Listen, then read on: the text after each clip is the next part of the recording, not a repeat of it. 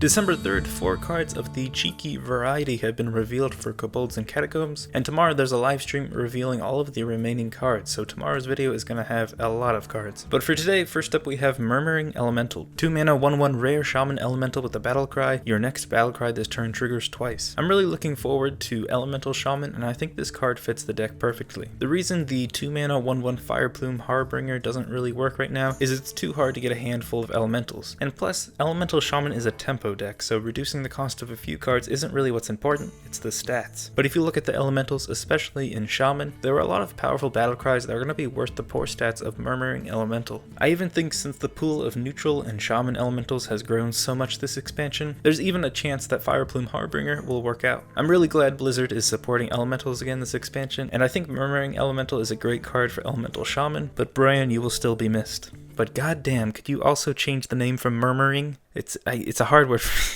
Next is Greedy Sprite, 3 mana 3/1 epic druid minion with the death rattle, gain an empty mana crystal. Comparing this to Jade Blossom, obviously you'd rather put a Jade card into a Jade deck, but for any other druid it's still kind of hard to pick between the two. Jade may only get you a 1/1 or a 2/2 stats on board, but it immediately gets you the mana crystal for the next turn. Personally, I think all other ramping options besides Pilfered Power are going to be picked before Greedy Sprite, but Greedy Sprite is still ramp, so Big Druid will probably be able to use it, and I think it's going to be fine for them. It's not my favorite designed card, but it's kind of interesting to see how far and how poorly statted they can make ramping minions until they finally don't see play. Do I predict a mana ramping Rager in the future? Next up is Void Ripper, 3 mana 3/3 epic neutral demon with battle cry, swap the attack and health of all other minions. I like the effect that you can switch up the board stats. If you have this card in hand, you'll be able to look at trades on the board in 2 different ways, and it's really an advantage to just be able to flip all the board stats so you can have favorable trades, conserve one of your minions, or find lethal. Still, it's a 3 mana 3/3 with a battle cry that's only going to help you some of the time, and really it's not going to work in most decks. Unless Void Ripper acts as another inner fire for a Divine Spirit OTK